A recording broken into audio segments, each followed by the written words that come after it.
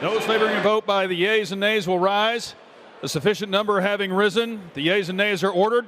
Members will record their votes by electronic device. This will be a 5-minute vote.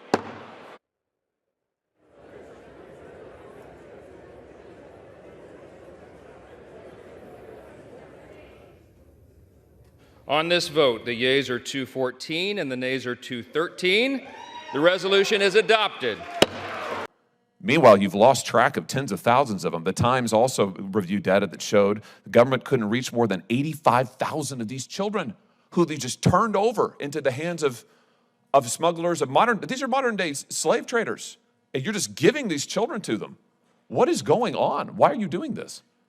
Senator, of course, there are a number of factual inaccuracies in your question, but let me address 2 lines of effort that we have to combat the scourge of exploitation. Why don't we just start with why you enabled it? Can we just start with that? Why is it that you have enabled 345,000 children to be smuggled across this border and then sent into the hands of modern-day slave traders? In 2021, you made the decision to change Title 42 to allow unaccompanied children to come into the United States and then to be sent into the interior of the country. At no point does the app ask users, are you seeking asylum? Those arriving for the CBP-1 appointments are given no interviews, asked no questions about vulnerabilities that they may or may not have listed in the app or about why they're coming to the United States. They're simply released into the country, end quote.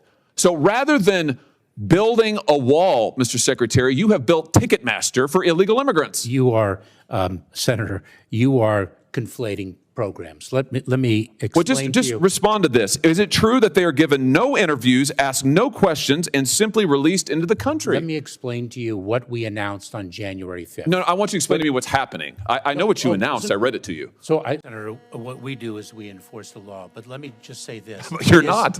It is stunning to me, stunning, to hear you say that the prior administration reunited children with their parents. Oh, I see. So this is their fault? But you're not going to take any responsibility for the indentured servitude and exploitation of children that is happening on your watch. A moment ago, you were crowing about the fact that you treated children so well, and yet we find tens of thousands of children who are forced to work as slaves because of your policies, and you turn around and blame a prior administration. Mr. Secretary, this is par for the course for you. You do it every time you appear before this committee. You do it every time you appear before Congress. I, for one, am sick and tired of it, and thousands of children are in physical danger because of what you are doing.